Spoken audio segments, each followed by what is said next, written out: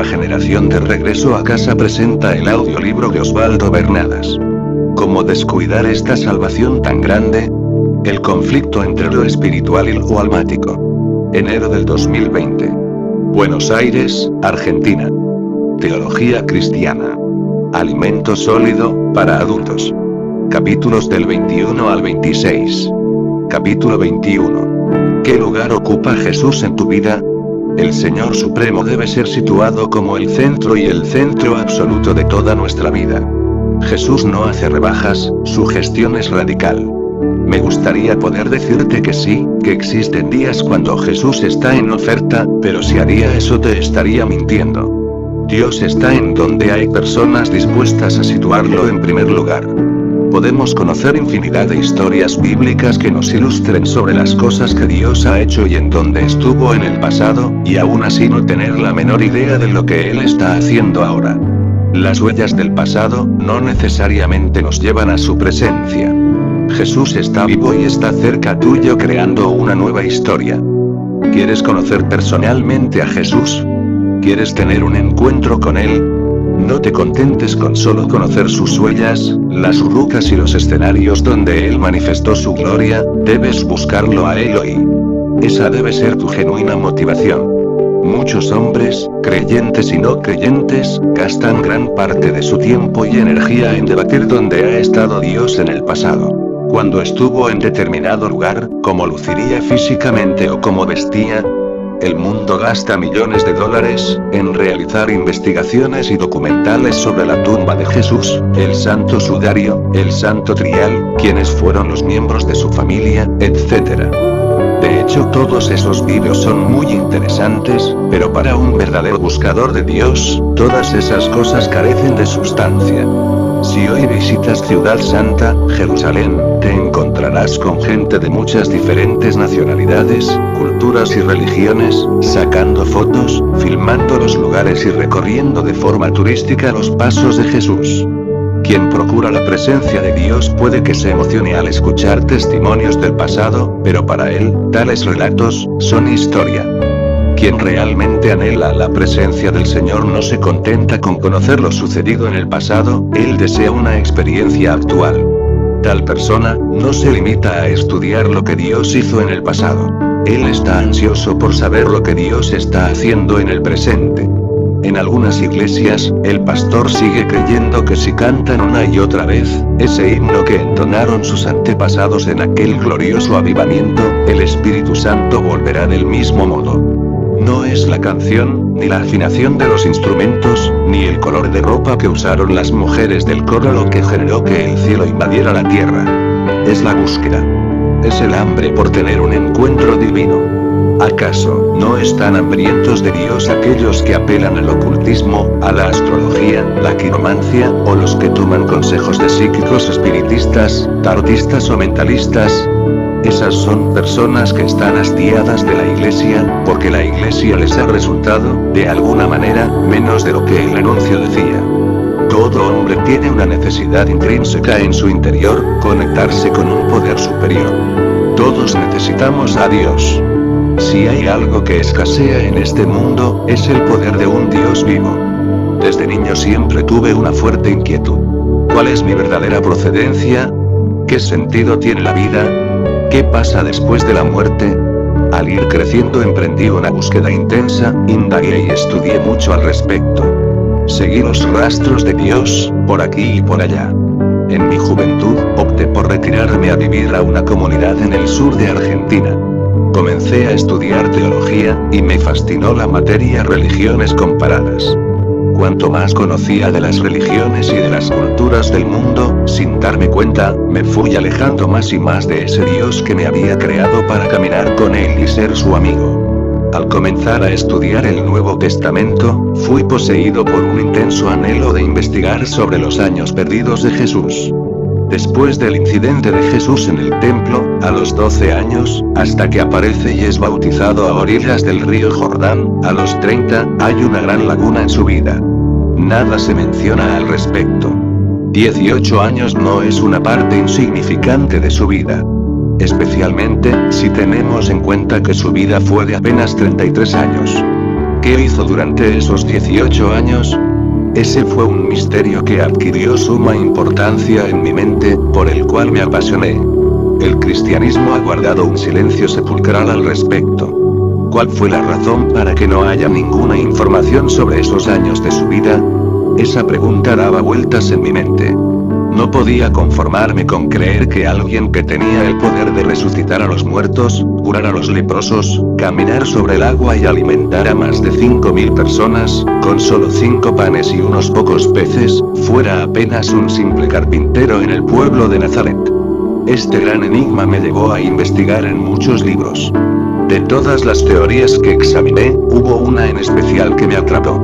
Fue la de un escritor y aristócrata ruso, de religión judía, llamado Nicolás Notovich, quien afirmaba en su libro, La vida secreta de Jesús, que durante esos 18 años, Jesús se unió a un grupo de comerciantes que viajaban al extranjero y que peregrinando con ellos llegó a India. Las afirmaciones de Notovich se basaban en un documento que él mismo declaró haber visto en el monasterio de Emis, en Ladakh, Nepal durante uno de sus muchos viajes. Notovich afirmó que un monje del monasterio le reveló todo sobre la vida de Sanisa, el mejor de los hijos de los hombres. Su historia fue publicada en francés en 1894, traducida al inglés, alemán, español e italiano. Hoy en día muchos suelen afirmar que todo eso es una historia falsa.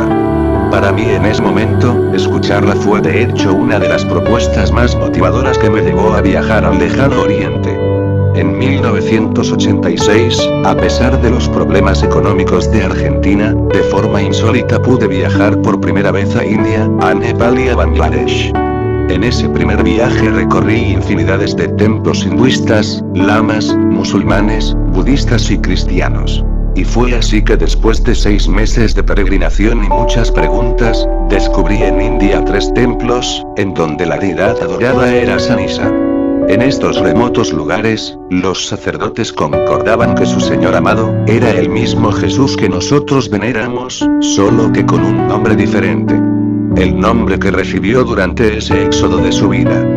Después de ese viaje, seguí investigando, di más de 10 vueltas al planeta, estudié las ceremonias y las doctrinas de las religiones más insólitas del mundo, tuve muchas experiencias místicas, pero nada de eso me confrontó con la presencia del Jesús resucitado.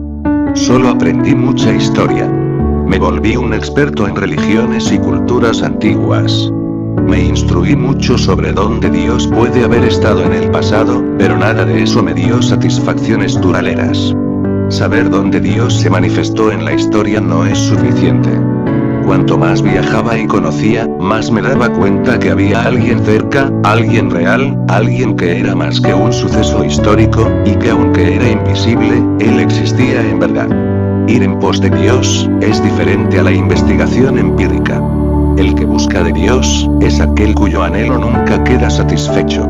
Sigo adelante, a fin de poder alcanzar aquello por lo cual de antemano fui alcanzado.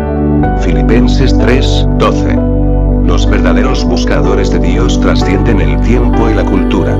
Desde el principio he buscado a Dios, siempre quise tener un encuentro personal con Él, escuchar su voz y aún hoy lo sigo haciendo.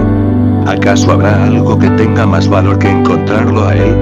Esta publicación tiene un único propósito: despertar en ti un intenso anhelo por tener un encuentro con Dios. Hoy puede ser el día que Él te atrape. Usa tu fe. Créeme que es posible. Vuélvete un ferviente buscador de Dios. Te lo repito. Por favor, vuélvete un ferviente buscador de Dios. Capítulo 22. ¿Eres verdaderamente salvo? Son muchas las personas engañadas por falsas ideas sobre salvación. Muchos son los que piensan que han alcanzado la salvación, basándose en sus propias conclusiones y no en la justicia de Dios. Ellos argumentan que han hecho lo suficiente para merecer la entrada al cielo basándose en su propia opinión. Tales individuos tienen un poco de conocimiento teórico acerca de lo que la ley de Dios dice, y eso les hace creer que viven acorde a su voluntad. Analizando tal comportamiento, inmediatamente me viene a memoria la historia de aquel joven rico que en una ocasión se acercó a Jesús cuestionando sobre la observancia de la ley divina. Ese joven le hizo la misma pregunta que un maestro de la ley le había hecho tiempo antes, como cuenta Lucas en su Evangelio. Maestro bueno, ¿cómo podemos alcanzar la vida eterna? Lucas 18:18. Jesús no le dio una fórmula como respuesta. Haz esto o aquello, por el contrario, él le contestó con otra pregunta. ¿Por qué me llamas bueno? Dejando evidenciado un claro rechazo a toda presunción que pudiera surgir como consecuencia de la obvia adoración. El joven no tenía ni la menor idea de con quién se encontraba. Él apenas podía ver a un rabino, un maestro, a un profeta. Aún así, el Señor, buscando el bien del muchacho, le pregunta: ¿conoces los mandamientos? No adulterarás, no matarás, no mentirás, no hurtarás, no darás falso testimonio, honra a tu padre y a tu madre. Lucas 18:20. A lo que el joven respondió: Maestro, ¿eso es todo? Todas estas cosas las he guardado desde mi juventud. Ante esta declaración, Jesús le contestó de forma muy inteligente: una cosa te falta, ve y vende todos tus bienes, repárteselos a los pobres, toma tu cruz y sígueme, y así tendrás tesoros en los cielos. Al escuchar esto, el joven se alejó afligido, moviendo su cabeza, ya que él estaba sumamente apegado a su gran riqueza. ¿Cómo pasó Jesús de forma tan drástica del tema de la vida eterna, al tema del dinero? Muchos alegan que Jesús estaba enseñando filantropía y desapego de lo mundano, pero la verdad es que él hablaba de verdadera salvación. ¿Tú me dices que has guardado los mandamientos desde niño? Al decirlo insultas mi inteligencia. Ni siquiera has podido seguir el primer mandamiento. No adorarás dioses ajenos delante de mí, y aún así vienes y me dices que has guardado la ley de Moisés. Tú no adoras al Dios verdadero, tu Dios son tus riquezas. Así como ese joven, puede que creas ser salvo, cuando la verdad es que todavía ni siquiera has aprobado el primer grado. Cuán difícilmente entrarán al reino de Dios los que están atados a las riquezas. Porque es más fácil pasar un camello por el ojo de una aguja, que entrar un rico al reino de Dios. Lucas 18:24-25. Cuando Martín Lutero comprendió esta verdad fue trastornado. Las personas dedicadas al estudio de la psiquis humana, lo comenzaron a considerar un desequilibrado mental, puesto que en su afán de agradar a Dios, Martín Lutero comenzó a tener reacciones realmente extrañas.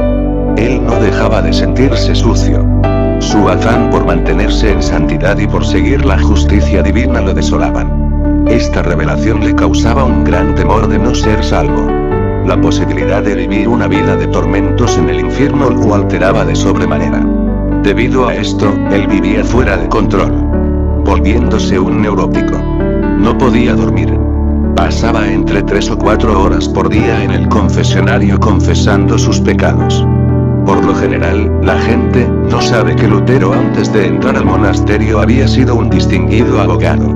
Él fue reconocido como uno de los jóvenes europeos más brillantes y eruditos, en el campo de la jurisprudencia. Siendo un maestro de la ley en lo secular, cuando Lutero evaluó la legislación del Antiguo Testamento, a la luz de su genialidad, y se autoanalizó, perdió la paz, sintiéndose sucio y muy lejos de la salvación. Hice una alianza con Dios. No le pedí visiones, ni sueños, ni siquiera ángeles. Solo pedí revelación de las escrituras sagradas, porque ellas me dan instrucción abundante y todo lo que preciso conocer, tanto para esta vida, como para la que ha de venir. Martín Lutero. Hoy en día, todas estas leyes no vuelven loco a nadie. Hemos aprendido el rudimentario proceso de la defensa propia. No seré el mejor, pero tampoco soy el peor. Así sobrevivimos moralmente. Al menos soy honesto, no soy un hipócrita, reconozco cuando peco. No me emborracho, no tengo vicios, voy a la iglesia cada domingo. Ponemos de un lado de la balanza todas nuestras buenas acciones, para justificarnos ante la ley de Dios, y de esa manera poder dormir tranquilos, creyendo que de tal modo no habrá castigo por nuestros pecados. Así, la persona se justifica con el Señor. ¿Qué peso puede tener algún pecadito, a comparación de mis tantas buenas acciones? Vivimos en la gracia, el perdón está vigente, estamos exentos de castigo. Si esa es tu teología, mi deber es decirte: estás en un grave error. Dios jamás hará una estadística de nuestras obras, donde lo bueno y lo malo que hicimos será pesado, determinando de ese modo nuestro juicio. Dios nunca hace eso. Basar tu confianza en esa creencia puede ser fatal. Muchos van a la iglesia creyendo que por ser miembros consagrados, domingo tras domingo, ya tienen asegurado su pasaporte al cielo. Nuestro diezmo equivale al pago que asegura nuestra membresía, tal como cuando pagamos la cuota en un club. ¿Te has preguntado por qué hay personas que solo concurren a la iglesia en Santa Cena, el día de resurrección, y en la Navidad? ¿Sabías que esa gente es la primera en llegar a esos cultos? Sin darse cuenta, estas personas se han vuelto víctimas de una gran ilusión. Ellos han descuidado la gracia y la comunión con los santos. Si en algo te identificas, y aún así te sigues considerando un cristiano salvo, me veo en la obligación de decirte que la probabilidad de que eso sea verdad es muy remota. El que no tiene a la iglesia por madre, no tiene a Dios por padre. San Agustín. Cuando Cristo redime a una persona, le impone una obligación ineludible: formar parte de su cuerpo como iglesia. Como dijimos anteriormente, la salvación no es individual sino corporativa, requiere de muerte al individualismo. Después de todo, ¿de qué otro modo sería posible sobrevivir en medio de este mundo, sin este recurso que nos da la gracia divina? Formar parte del cuerpo de Cristo implica compromiso. Ser responsables y obedientes con la obra. Es una locura pensar que apenas por mantener mi membresía, yendo a los cultos 2 horas los domingos, marcando mi boleto semanal, será suficiente para poder decir: soy un cristiano salvo. Puede que vayamos y adoremos, honremos a Cristo con nuestra boca, pero que aún así nuestro corazón esté muy lejos de Él. Este pueblo de labios me honra, mas su corazón está lejos de mí. En vano me honran, pues enseñan doctrinas y mandamientos de hombres. Mateo 15, 8, 9. Considerando esto, ¿podemos declararnos seguros de ser salvos? En los próximos capítulos seguiremos indagando sobre qué es la salvación, de dónde viene y hacia dónde nos debe llevar. Por ahora guardemos este enunciado de suma importancia en nuestro corazón. La plena seguridad de ser salvos descansa exclusivamente en Jesucristo, y solo en Él. Capítulo 23. El maná escondido. Si somos muertos con Él, también viviremos con Él. Si sufrimos con Él, también reinaremos con Él. Pero si le negaremos a Él, Él también nos negará. Segunda de Timoteo 2, 12, 13. Al vencedor yo le daré del maná escondido y además le daré una piedrecita blanca, y grabado en ella habrá un nombre nuevo, el cual nadie conoce sino aquel que lo recibe. Apocalipsis 2, 17. El Señor nos está advirtiendo de que hay una batalla por vencer, y que esa victoria trae consigo una enorme retribución. El Señor nos revela que además de existir un maná que es público, la palabra escrita y expuesta en la congregación, existe un maná escondido, que es galardón de aquellos que vencen la batalla con su vieja naturaleza. Es el galardón de los que se imponen sobre su naturaleza adámica. Es el maná que el Señor te da en la intimidad. Cuando en las madrugadas te despierta, y por propia decisión te niegas a seguir durmiendo, en contra de tu mente y de tu carne, y escuchas su voz. Esa palabra íntima, eso que Él tiene para los vencedores, es el maná escondido.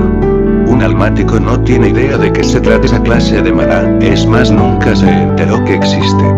Hemos sido salvos espiritualmente, el ser que estaba fuera de sí, volvió en sí. El hijo pródigo recordó a su padre y regresó arrepentido a casa. Aún así, el alma sigue en problemas. Requiere ser procesada. La cruz es la frontera, el final de los frutos legados por Adán. La cruz es un ultimátum para nuestra falsa identidad. Porque si siendo enemigos, fuimos reconciliados con Dios por la muerte de su Hijo, mucho más, estando reconciliados, y seremos salvos por su vida. Romanos 5, 10. En la cruz fuimos reconciliados. Su vida en nosotros nos salva. No podemos ser vencedores, si la vida del Cristo resucitado no nos habita. Es el Espíritu de Cristo recreado en mí, quien me da la victoria. La vida de Cristo viviendo dentro nuestro, nos habilita, nos capacita y nos da el poder de contradecir al alma. Nos da la capacidad de hacer retroceder al viejo hombre. Alguien me ofende, pero yo tengo el carácter para negar el enojo y el rencor, y perdono. Reconozco que en mi parte natural estoy limitado, y sé que si quiero vencer mi naturaleza caída, solo lo puedo hacer a través de Cristo morando en mí. No hay proceso de autosuperación con el que lo pueda lograr. ¿Cuánta ofensa podré soportar sin quebrarme? Una cosa te falta, vende todo y dáselo a los pobres, y acumula tesoros en el cielo. Luego ven y sígueme. Al escuchar esto, el joven que era muy rico, dio media vuelta, y se fue muy triste. Mateo 18, 16, 26. Siempre habrá un límite para tus fuerzas, si intentas vencer por ti mismo. Siempre que trates de exhibir tu santidad en público, siempre que digas yo soy una buena persona, vendrá Dios y te dirá, pero una cosa te falta. Zaqueo, aunque muchísimo más rico que ese joven, usurero, prestamista y recaudador de impuestos, cuando escuchó de Jesús, se subió al árbol, sin darle importancia a su lujosa ropa, dejando de lado su estatus y el qué dirán. Zaqueo vio a Jesús y vio salvación. Cuando Jesús lo vio colgado del árbol, le dijo: Zaqueo, date prisa y baja de ahí, porque es necesario que vaya a tu casa. Lucas 19, 5. Zaqueo accedió con gusto. Él no puso excusas. Espera, primero le voy a consultar a mi esposa. No. Él aprobó de inmediato la propuesta. Por su decisión correcta, a Zaqueo le fue revelado el maná escondido. Mientras comían, Zaqueo irrumpió la cena y dijo: si a alguien he estafado, no solo le devolveré todo, sino que lo multiplicaré 4 veces. Al escucharlo, Jesús dijo: la salvación ha llegado a esta casa. Esa es la gran diferencia. Todo lo que humanamente no has conseguido, lo conseguirás por la revelación en el Espíritu. Ese es el maná escondido. Tu salvación comienza cuando prevalece el señorío de Cristo. Capítulo 24. Puerta estrecha, camino angosto. Ancha es la puerta y espacioso el camino que conduce a la destrucción, y muchos entran por ella. Estrecha es la puerta y angosto el camino que conduce a la vida, y son pocos los que la encuentran. Mateo 7, 13. Si nos remitimos a las enseñanzas de los primitivos maestros del cristianismo, encontraremos una gran diferencia en la interpretación que ellos le dieron a este texto, con la que hoy en día se le suele dar. El versículo menciona 2 cosas relevantes: una puerta y un camino. En la actualidad, por lo general, solo se habla de la puerta, y muy rara vez se menciona el camino. Por eso cuando le preguntamos a un creyente: ¿eres salvo?, él nos responderá: sí, por supuesto que soy salvo. ¿Y cómo sabes que eres salvo? ¿Cuál es tu certeza? Él dirá: hice la oración de fe, y he recibido a Cristo en mi corazón. He pasado por la puerta. ¿Qué otra evidencia más necesitas? Pero a diario transitas por el camino espacioso. He pasado por la puerta. Por su gracia, ya soy salvo. Es así como argumentan la mayoría de los cristianos. ¿Dónde aprende la gente tales cosas? De nuestra forma de predicar. Después de escuchar el sermón, la gente es llamada a repetir la oración del pecador, y sale convencida de que ha obtenido la salvación. Es solo una cuestión de profundizar en la revelación de este versículo, y concluiremos que esta creencia es opuesta a lo que Jesús dijo. Esta teoría nos sitúa en medio de un grave error teológico. El hecho de que solo hablemos de la puerta, y casi nunca hablamos del camino, es la raíz de todo el inconveniente.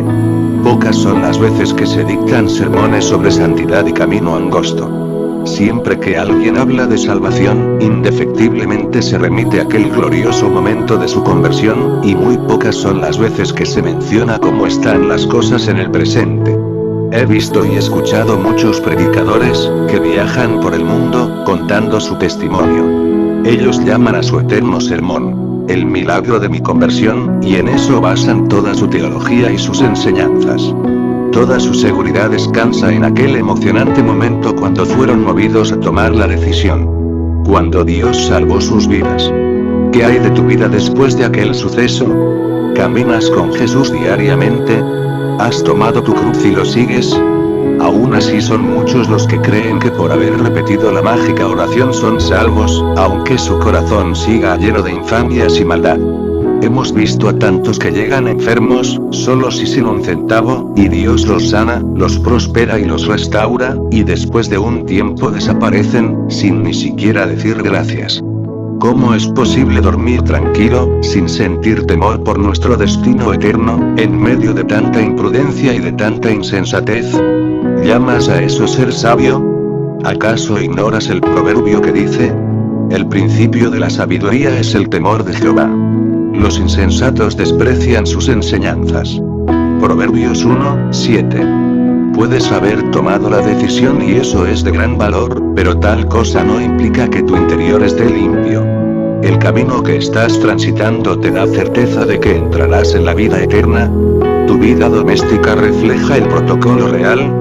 Por lo general tendemos a recordar el sermón del monte de forma optimista, debido al énfasis que al comienzo Jesús hizo en las bienaventuranzas y muy fácilmente ignoramos su instrucción final. Con frecuencia pasamos por alto el punto culminante del sermón, donde dijo: no todo el que me dice, Señor, Señor, entrará en el reino de los cielos, sino el que hace la voluntad de mi Padre que está en los cielos. Muchos me dirán en aquel día: Señor, Señor, ¿no profetizamos en tu nombre, y en tu nombre echamos fuera demonios, y en tu nombre hicimos muchos milagros? Y entonces les declararé: jamás os conocí. Apartaos de mí, hacedores de maldad. Mateo 7:21. Jesús en este versículo está hablando proféticamente del juicio final. Él dice que habrá muchos que en el día del juicio se le acercarán dirigiéndose a él por el título de Señor, y que le recordarán todas las maravillosas cosas que hicieron en su nombre, y él les dirá: por favor váyanse, nunca los conocí, apartaos de mí, hacedores de maldad. La parte realmente patética de esta advertencia es cuando el Señor entre líneas dice: no es solo por decir, Señor, Señor y darme gloria 2 horas por semana, que entrarás al reino de los cielos. Jesús nos advierte que hay muchos que dicen ser cristianos, que utilizan el nombre de Cristo y lo invocan por su elevado título de Señor, pero que aún así no pertenecen a su reino. Jesús no se refiere a gente que está fuera de la periferia de la iglesia, Él se refiere a los miembros internos, a gente involucrada. Incluso a aquellos que han logrado algún tipo de reputación dentro del ámbito eclesiástico. En este punto es imprescindible hacer un análisis, y descubriremos que hay 4 clases de creyentes. 1. Los que no son salvos y lo saben. 2. Los que son salvos y saben que lo son. 3. Los que son salvos y no lo saben. 4. Los que no son salvos, pero creen que lo son. De estos 4, estos últimos son la mayoría, y son los que crean un tremendo disturbio en la mente de la gente inocente.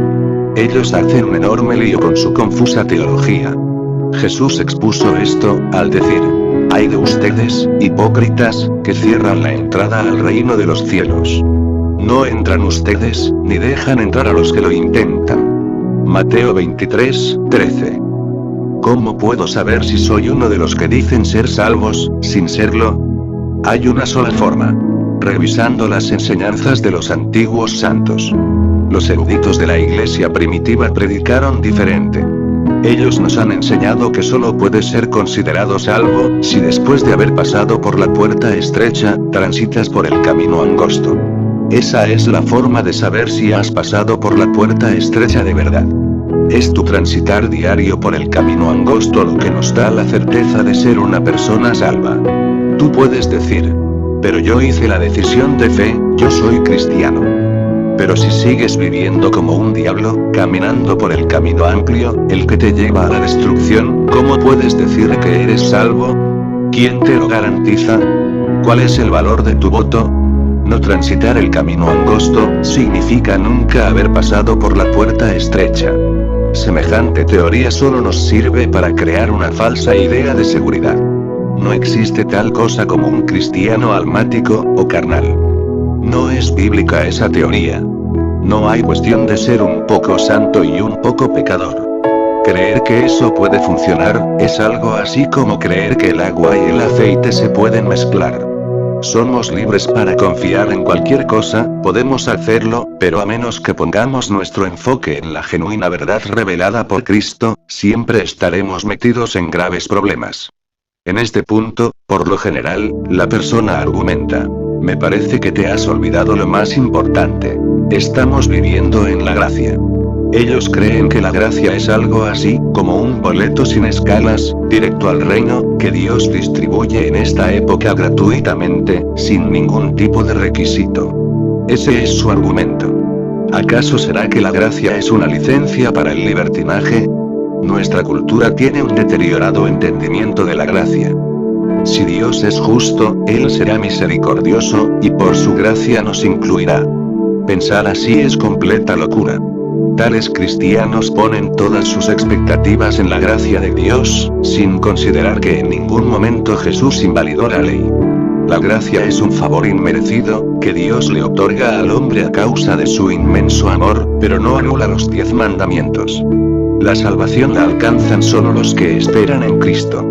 ¿En qué Cristo estás confiando? ¿Conoces realmente al Cristo en el cual has puesto tu seguridad? En los últimos años, cada sistema filosófico y cultural ha tratado de incluir a Jesús en sus asuntos, como su portavoz. Para algunos Jesús fue un revolucionario político, para otros Él es el más grande maestro y pedagogo que haya pisado la tierra, para los más ortodoxos Él es el mártir héroe por excelencia. Es una realidad que existen numerosos enfoques, tomando en cuenta los diferentes pensamientos teológicos, pero más allá de eso, debemos saber que el único Cristo que nos redime y nos da certeza de ser salvos, es el Cristo de los Evangelios, el Cristo resucitado, el Cristo vivo. El que hoy nos invita a caminar con Él.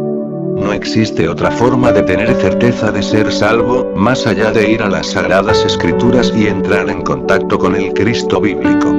Necesitamos confrontarnos con total honestidad, reconocer y medir nuestra posición insignificante frente a su grandeza. Tal actitud nos mostrará cuál es nuestra auténtica relación con Él. Esa manera de actuar verificará nuestros pecados vigentes. Entonces, te vuelvo a preguntar. ¿En qué Cristo estás depositando tu confianza? ¿Qué relación diaria tienes con el Cristo vivo? Cada vez que decides cometer un pecado, cualquiera fuere su magnitud, tu conciencia quedará expuesta. ¿Qué tiene mayor peso para ti, complacer un capricho almático y carnal, o hacer la voluntad del Señor? Si eliges pecar, es obvio que en tu balanza de justicia propia, el placer que supones que disfrutarás pecando, pesa más en tu corazón, que la redención que Jesús te pueda otorgar, que su sangre derramada en la cruz, que su gracia inmerecida, que su amor eterno y que su misericordia que se renueva cada día.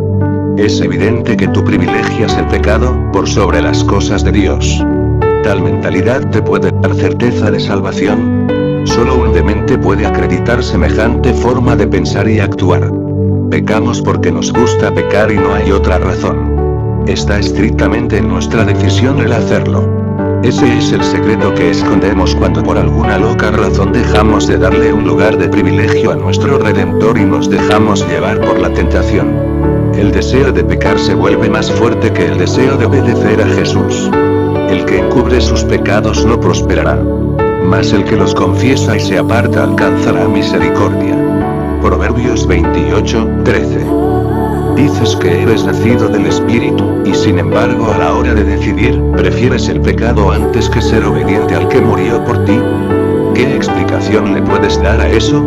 La verdad es que no hay nada que explicar. Si de algún modo te identificas con esto, y quieres cambiar tu forma de proceder, todo lo que debes hacer es recobrar tu buen juicio, y arrepentirte de forma genuina.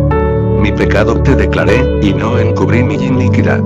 Confesé mis transgresiones, y Jehová perdonó mi maldad.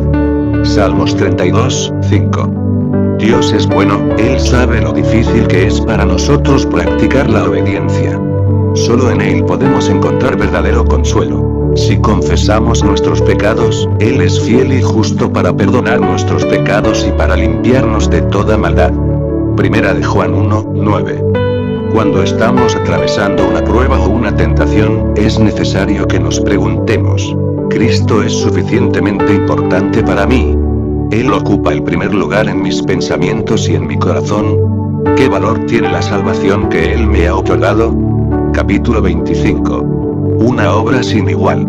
La creación del universo y las variadas especies de vida son una manifestación de poder y belleza extraordinaria. Aún así, hay una manifestación de poder y gloria mucho más asombrosa. Esa es la obra hecha en la cruz. Esa es la salvación tan grande que Jesús nos concedió. Cuando Dios crea toda esta expansión cósmica y la puebla, Él lo hace a partir de la nada. En cambio, cuando Jesús instaura la salvación de los hombres, lo hace desde una materia corrupta y en mal estado. Esa es su virtud admirable y única. Mientras comían, Jesús tomó pan, y habiéndolo bendecido, lo partió y dijo: «Comed, esto es mi cuerpo». Y tomando una copa, y habiendo dado gracias, dijo: «Bebed todos de ella, porque esta es la sangre del nuevo pacto, que es derramada por muchos para el perdón de los pecados». Mateo 26, 26, 28. Cuando somos amigos del mundo, estamos en enemistad con Dios. Cuando somos reconciliados, a través de la gran salvación otorgada en el nuevo pacto por Jesucristo, las cosas cambian.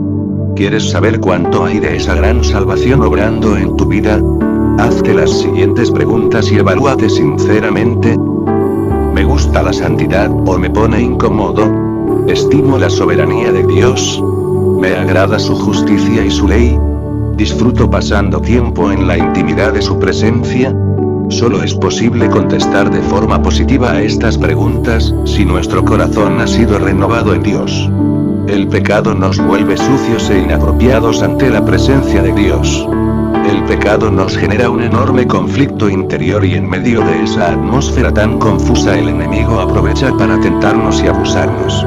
Es ahí cuando la palabra debe ser usada como una poderosa espada que separa el alma del espíritu, y discierne las intenciones ocultas del corazón. ¿Conoces al Dios que dices amar? ¿Sabes dónde está ahora? ¿Estás seguro de conocer lo que le gusta y lo que le disgusta? Hoy Dios se nos ha presentado con una voz persistente y penetrante, para indagarnos. ¿Es verdad que me deseas? ¿En qué lugar me tienes? ¿Cuánto valor tengo para ti? Siempre creí tener respuestas efectivas a todos estos cuestionamientos, pero al ir profundizando el tema, descubro tanta insensatez en mí. ¿Será que hasta ahora apenas he aprendido cosas sobre Jesús? Podemos saber todo sobre presidentes o miembros de la realeza. Podemos conocer sus hábitos alimenticios, su dirección, su gusto en perfumes y hasta la marca de ropa que usan, pero saber o conocer cosas de la vida de alguien no implica tener intimidad con la persona. Saber cosas de la persona no significa que la conocemos. La información acumulada sobre alguien nos da la posibilidad de hablar de ese alguien, pero no garantiza una relación con ese alguien. Podemos pasar mucho tiempo en la iglesia y apenas volvernos expertos en saber cosas sobre Dios, pero eso no es garantía de conocerlo a Él. Hay una enorme diferencia entre conocer a alguien y conocer solo hechos relacionados con alguien. Podemos saber muchas cosas sobre una persona, sin nunca haberla visto. Las iglesias están llenas de personas que fácilmente podrían ganar competencias bíblicas, y que a pesar de eso, nunca tuvieron un encuentro personal con el protagonista de la Biblia. Hemos perdido el camino, enredados con la prosperidad y los milagros de sanidad, formando parte de un gremio de personas saturadas de justicia propia, donde nuestros anhelos difieren de los del Espíritu Santo. Tal imprudencia nos esclaviza en la doctrina del culto al confit.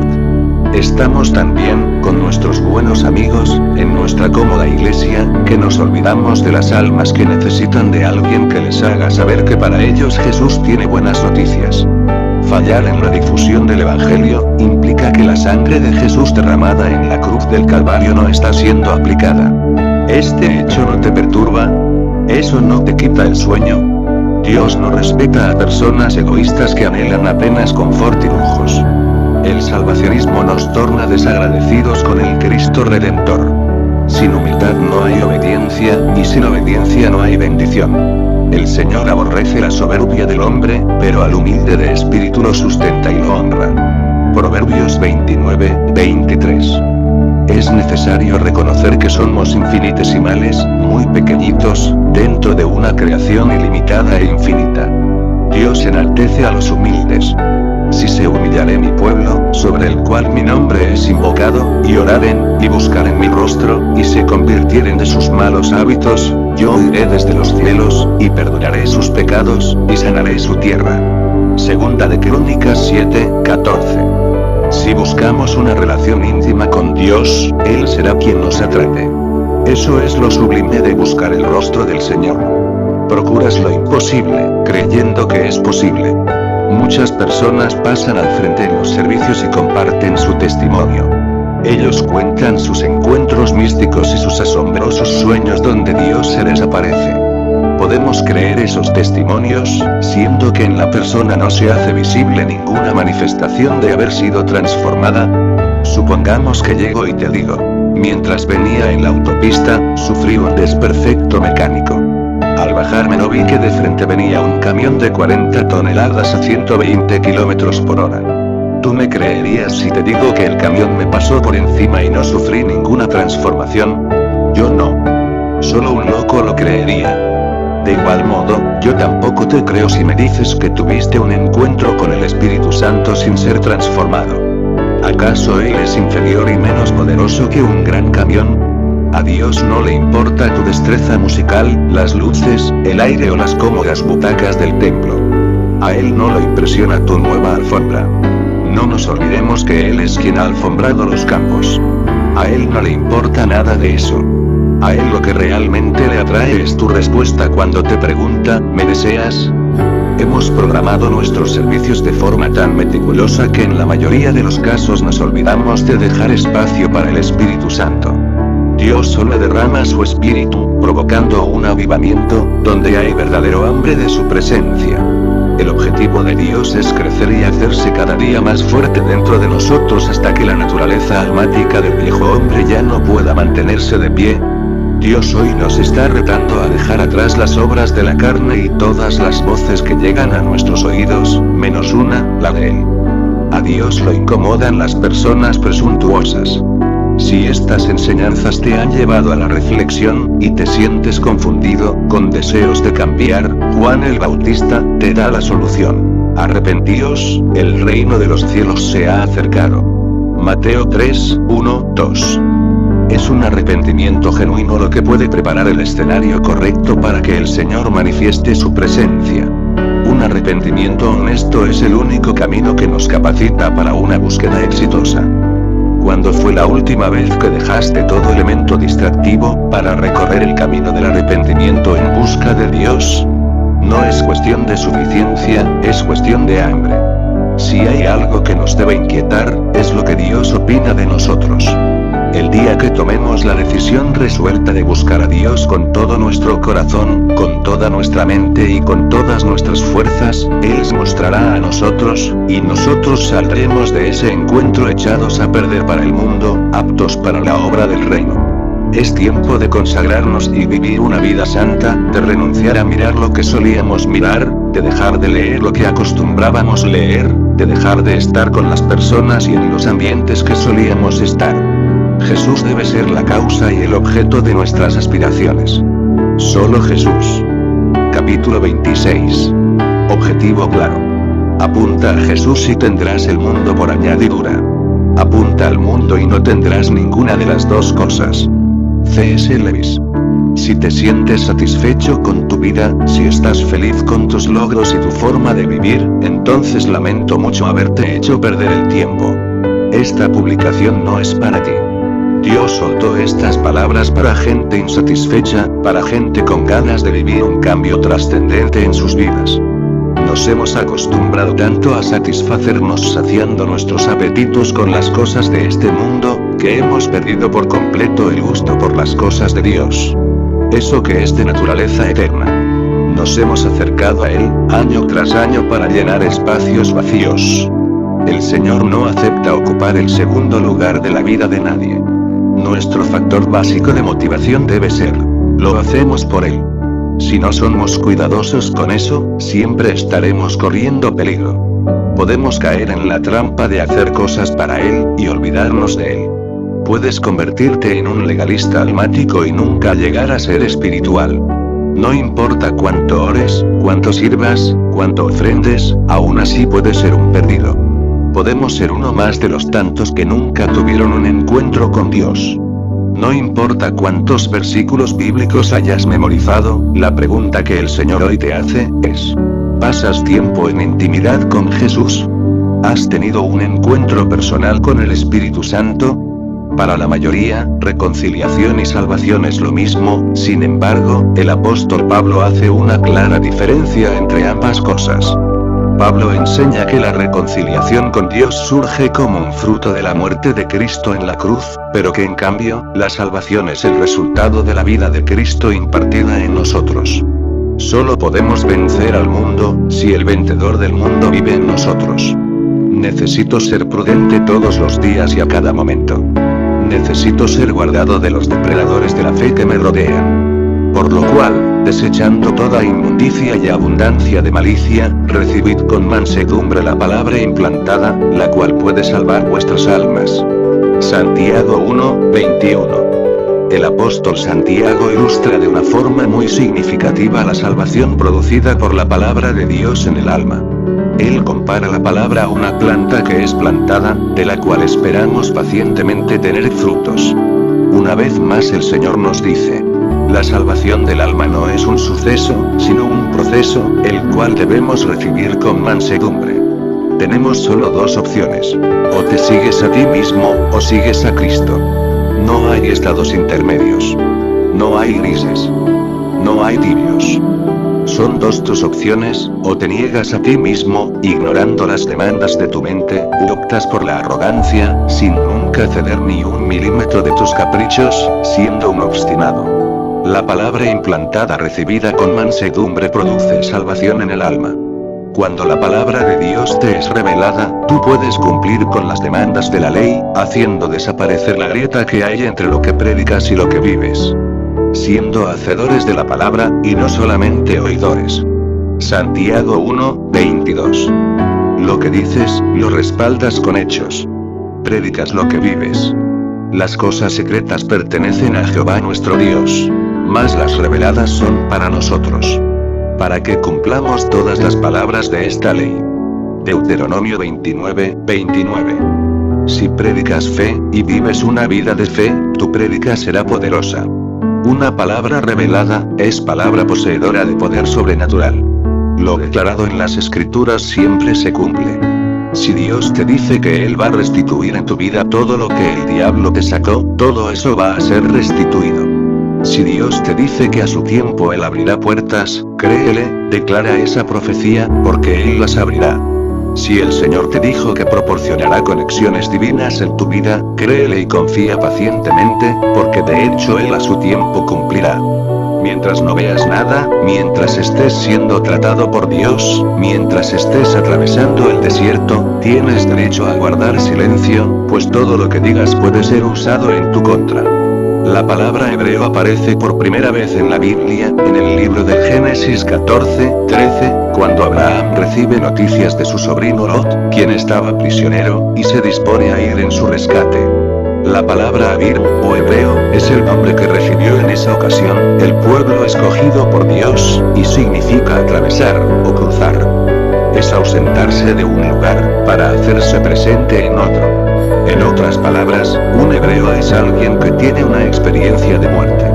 Es alguien que deja un lugar vacío para llenar otro diferente. Abraham recibió el nombre de hebreo después de cruzar el río Éufrates. Él dejó de habitar una zona geográfica, Mesopotamia, para habitar en un lugar diferente del otro lado del río. Hebreo no es una nacionalidad, hebreo es una experiencia. Hebreos eran las tribus nómadas que venían del otro lado del río. Tú puedes designarte con una cierta nacionalidad: soy argentino, ruso, hindú, pero hoy Dios te dice: eso no es verdad, tú eres un hebreo. La cruz te trasladó de la tierra de Adán a la tierra de Cristo. Salvación verdadera se manifiesta en la persona que fue trasladada del reino de las tinieblas, al reino del amado Hijo. De la ley a la gracia. Del antiguo pacto, al nuevo pacto. De la oscuridad, a su luz admirable. Salvo significa estar ausente de los viejos escenarios. Significa estar presentes en un nuevo contexto, en un espacio eterno. De modo que si alguno está en Cristo, nueva criatura es. Las cosas viejas pasaron. He aquí todas son hechas nuevas. Segunda de Corintios 5:17. Puedes ser israelita de nacionalidad, pero no ser hebreo en la experiencia. Hebreo no tiene que ver con un territorio físico, hebreo tiene que ver con cambiar de dimensión. Dejas de vivir bajo las leyes del mundo, para vivir supeditado a las leyes eternas. Salvación es un emocionante proceso de transición. Salvación es una apasionante carrera de todos los días. Es necesario estar al tanto de esto para saber cómo orar. Para terminar con esa aburrida rutina de siempre acercarnos a Dios para pedirle algo, siempre esperando recibir cosas de Él. Salvación no tiene que ver con un beneficio temporal, salvación viene cuando hay una de intimidad con Jesús. Morimos a nosotros mismos, para vivir en Cristo. Mientras oraba por más revelación, por sabiduría y entendimiento, mientras oraba por el maná escondido, el Señor me habló. Vencedor es el que se basta en mi gracia.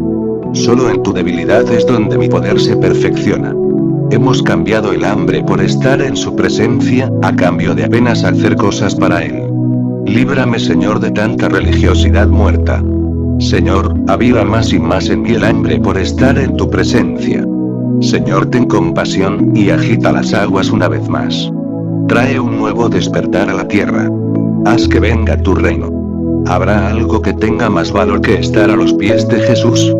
Pero una sola cosa te es necesaria, y ella ha escogido la buena parte, la cual nunca le será quitada. Lucas 10:42. Alguien que nunca pasa tiempo en intimidad con Dios, sentirá siempre el desconcierto interno que produce el no tener garantía de ser salvo. Tales personas se consuelan diciendo, cuando Dios venga, al menos que nos encuentre confesados. Yo te pregunto, ¿confesado con quién? Después de haber guardado ¿qué cosa? ¿Doctrinas de hombres? Si nos guardamos en santidad, apartándonos del sistema, no es necesario argumentar nada, simplemente decimos en fe, Señor, en ti confío. Esa es la certeza que viene con una vida apartada y consagrada.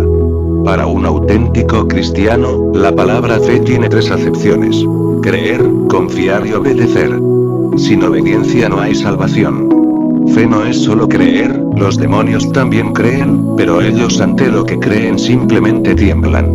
Y habiendo sido hecho perfecto, vino a ser fuente de eterna salvación para todos los que le obedecen.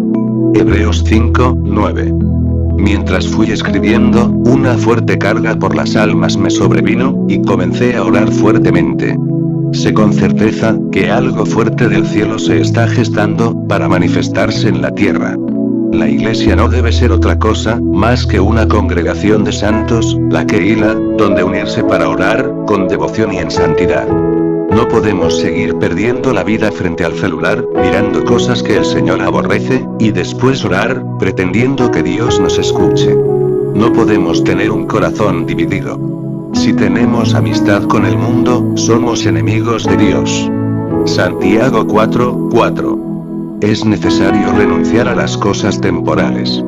Si lo hacemos hay certeza de ser salvos. No vale la pena seguir pecando. No vale la pena darle la espalda a nuestro Dios. Guardemos las Escrituras, seamos sinceros, y agradables a Él. La santidad te conviene, le conviene a tu casa, y le conviene a la iglesia. Yo y mi casa, serviremos al Señor. Josué 24:15. Esta publicación no tuvo otro objetivo, más que el de inspirarte a que quieras añadir tu nombre a la lista de los fervientes buscadores de Dios. Hoy puede ser el día que seas atrapado por su perfecto amor.